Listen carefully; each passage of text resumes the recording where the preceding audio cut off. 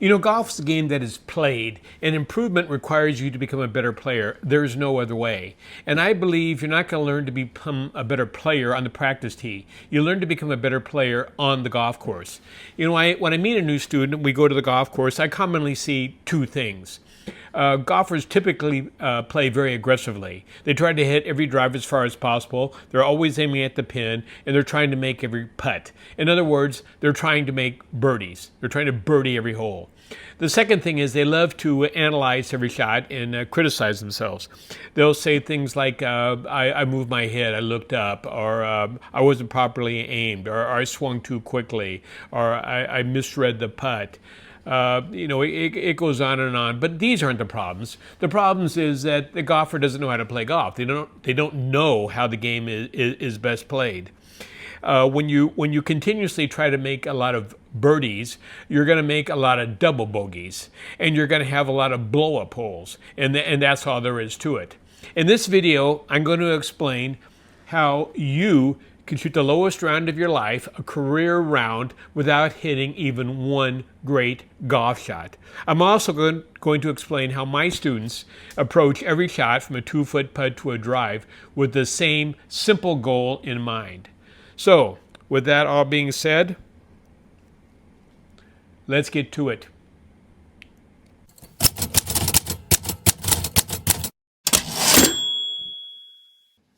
Hello, senior golfers. If you're new to my channel, my name is Phil Moore. I'm a golf instructor and a club maker and a club fitter. My studio is located at the beautiful Goose Creek Golf Club in Mariloma, California. I'm also a golf writer. I wrote the 3 books you see behind me: The Mad Science of Golf, Understanding Golf, and Rethinking Golf Clubs. And I'm also a certified Easiest Swing instructor.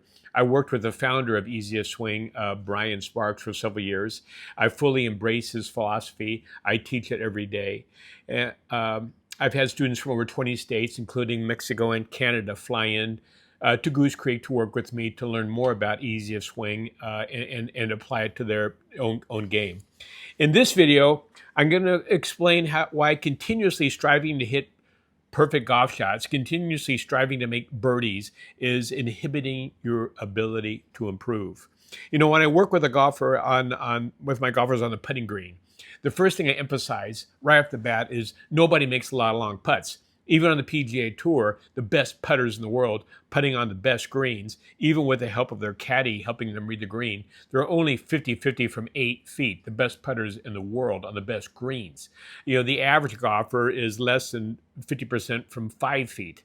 So nobody makes a lot of putts. But you can learn to hit fewer 3 putts, and that will immediately lower your average score.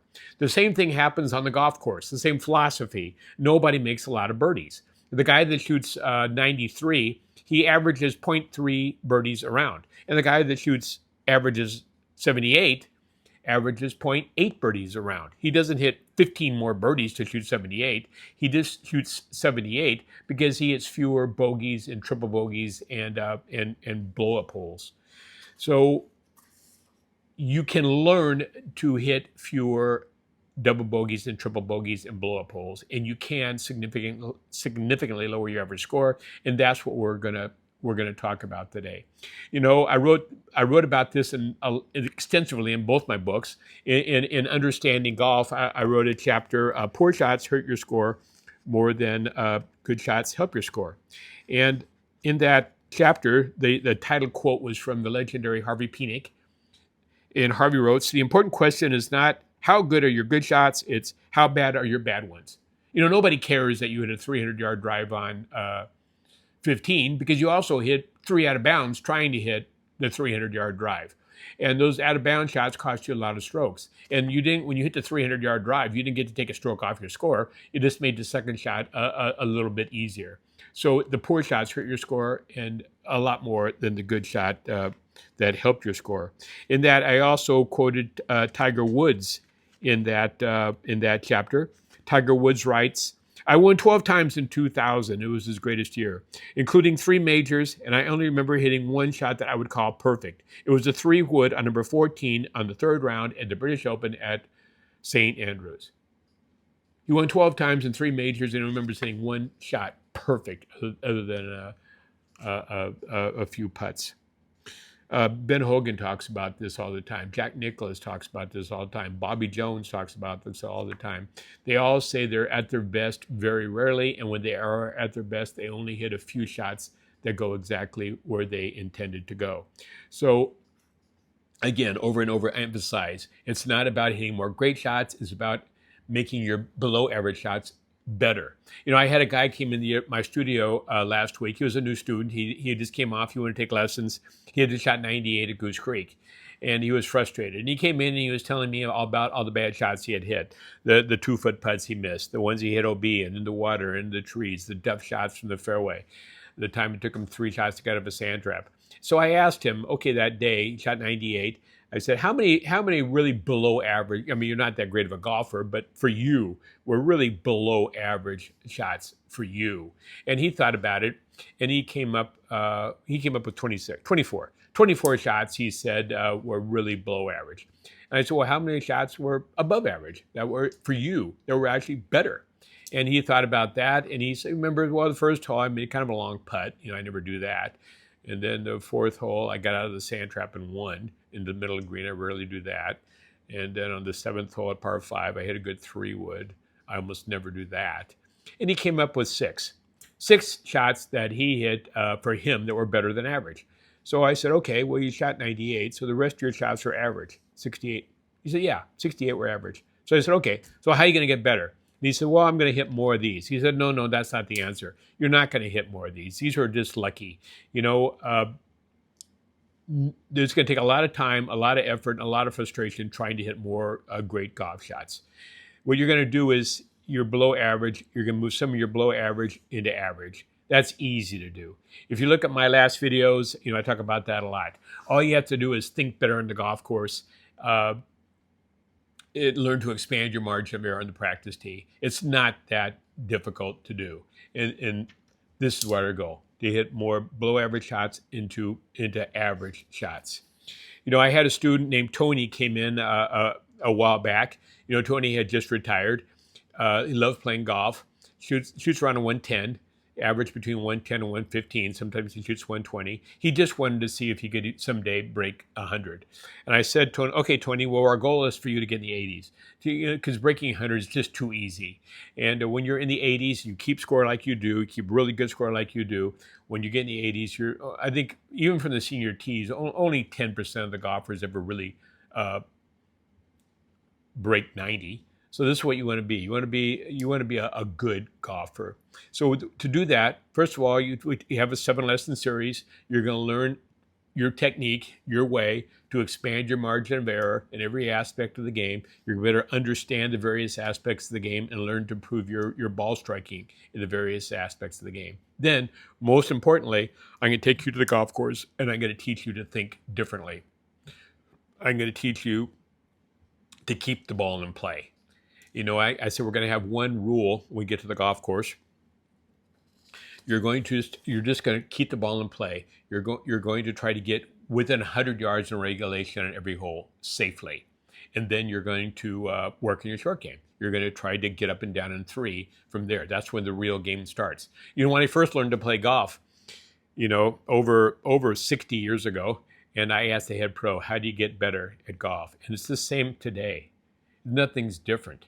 You keep the ball in play and you work in the short game.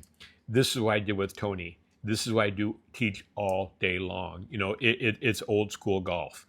I told Tony, you're just going to, you're going to have one every shot. You're going to have the same goal. You're just going to be good enough. I'm going to give you very simple targets, very simple shots. And you're just going to try to hit every shot good enough. You're going to go through your little routine and just try to hit every shot. You're not trying to make birdies. You're trying to avoid double and triple bogeys. This is how we're going to get you into the 90s and then into the 80s. Tony was nervous. When we got to the golf course, he didn't want to let me down. So I said, okay, Tony, we're going to play a 2-ball scramble, meaning if you don't hit the first shot good enough, which isn't difficult, I'm going to give you another ball, and then you can pick your best one. If you do hit the first shot good enough, we're taking that. But you can take I want to give you take a little pressure off you, play a 2-ball scramble, you get 2 shots at every hole. Now, this is how I taught Tony. This is how, at Tony's level, how I work with every golfer at Tony's level when go to the golf course. And this is what we're going to talk about in this video. Now, the first hole, Tony and I went to the golf course at Goose Creek. The first hole we played was we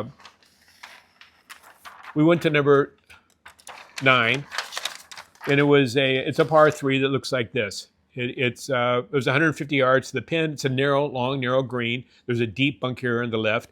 There's water hazard on the right, and it slopes down into the water hazard. So first thing Tony thinks, okay, I'm going to take my 150-yard club and aim at the pin. So I take that out of his hand and put it back in the bag and said, no, Tony, we're not going to do that.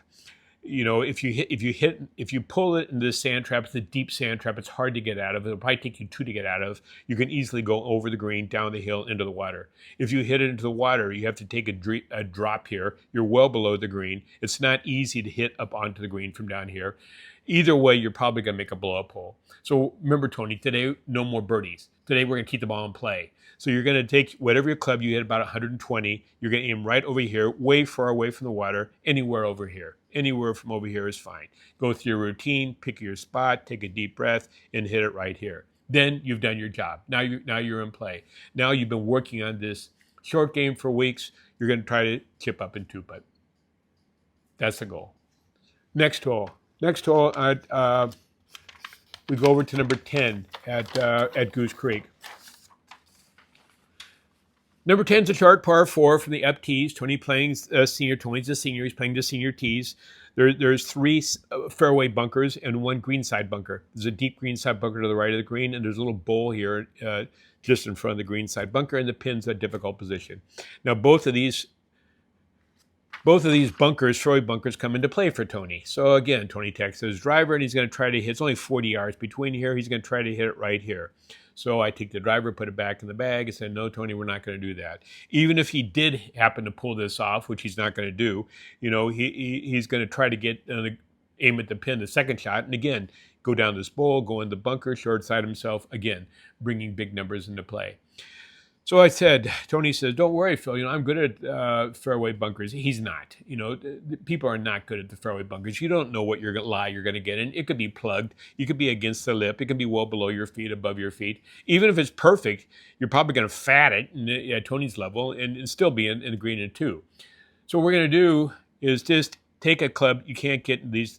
And that day for Tony, it was a 3-wood. We take your 3-wood out. We're going to lay up anywhere in here. I don't care. You're taking both these fairway bunkers out of play.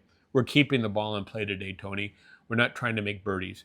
So he hits here. For the second shot, there's only 100 yards to carry this. So you're going to hit anywhere in here. You take your little 7-iron, just pop it over anywhere into here. And now you've done your job. Now, again, the whole green opens up. You've been working on your short game. You're going to try to chip up and make a par. Or if you don't, you make a bogey. Chip up a 2-putt, you make a bogey. That's a good score.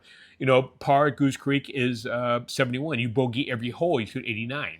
Again, Tony's never broke 100 in his life, much as 90. So we go to the next hole.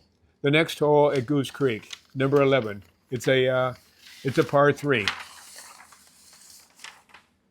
Again, the pin's in a tough position. We got water all the way down here, and you got a bowl in front of the green. It's 160 yards again to the hole. Again, Tony takes his 160-yard club. He's going to aim right at the flag. Nope. Back in the bag it goes. Tony, if you miss anywhere to the right here, it's going to go into water hazard. It's below the hole. You're going to have to drop here. It's not an easy up and down. Again, it's a blow-up hole. If you hit it fat, again, it's a very difficult up and down from over here. It's a blow-up hole. You're just going to hit over here. And I told Tony, I don't care where the pin is. You're always going to hit over here safely, way away from the water. Just hit over here. And now, again, you get the ball in play, and you're working on your short game. You're just going to try to chip up and 2-putt. Make a par, a bogey at the worst. That's what your intent is going to be. It's the same theme as we go through hole after hole. The next hole is a short par 5. There's OB all the way down the right-hand side. There's 2 fairway bunkers that come play off the tee. So again, Tony takes his driver out, and he's going to try to hit between these 2 bunkers. When he does that, he brings both bunkers and OB in play. So I told the driver goes back in the bag, and we're going to take your 3-wood out. I think that day was a hybrid because the tees were so far up. We're just going to take a hybrid and hit it right here in front of the greens. Then we're going to take it, and then Tony says, "Why now? I'm going to take a 3-wood." No, you're not. People don't hit 3-woods good. You're just going to take another hybrid and lay up right here. Nice, big, wide open area. Then you're going to take a short iron and hit right over here. Now you've done your job. You're in play. Now you're going to, again, you've got the ball in play. Now you're going to work in your short game. You're putting, chipping, and pitching. Chip up there. Try to make a 2-putt. Try to get up and down for par. Or a bogey is fine. This is how we played around the 9 holes. We just went around playing the same way, playing very, very safely. Tony was just trying to play good enough. Every shot, just good enough. And take all the bunkers out of play. What Tony learned that day is that there is sand traps, there's water hazards, there's OB, there's trees, but you can take them out of play with a shot selection and proper club selection, and just play defensively and just work on your short game. This is how golf was meant to be played. Now, that day, Tony shot 38. He shot 2 over par that day with his 2-ball scramble. And you say, well, Phil, he had 2 balls. Well, almost 2/3 of the time he used his first shot. And I used the 2 ball just to relax him. I'm trying to build his confidence. And the fact is, I didn't hit one of those shots. He hit every one and every putt, and he shot 38. So I just told him, you have the ability. You're not trying to shoot 70s. You're just trying to break 45. Because you have the 2 balls, you shot 38, but you're just trying to break 45. You have the ability to do it. It all comes down to the same thing. This whole thing comes down to the same thing. The whole video today comes down to the same thing. We're going to take below average shots and make them average. We're not trying to hit above average golf shots. We're not trying for birdies anymore. We're trying to avoid double and triple bogeys. We're trying to avoid blow-up holes. We're keeping the ball in play and working on our short game. And this is how I get golfers to get from the hundreds into the 80s. I do it all the time. So thank you for listening. If you're enjoying my Effortless Senior Golf series, please subscribe and click the like button. It helps me, and I want to start posting shortly every week. If you have any questions, I'll leave at the end of this video, I'll leave my information. You can contact me through my website, philsgolf.com, or you can email me or text me or even call me. Or best yet, come visit me. Like I said, I've had visitors from over 20 states, Canada, and Mexico fly into Ontario International Airport, which is only 15 minutes from Goose Creek, and spend a few days with me. I'm retired, so my rates are very reasonable. And I would love to I'd love to work with you. So thanks again for listening. I hope you'll take time to join me for future videos, and please remember to always relax, take a deep breath, and quiet your body, and take the time to enjoy every shot. Bye now. See you in the next video.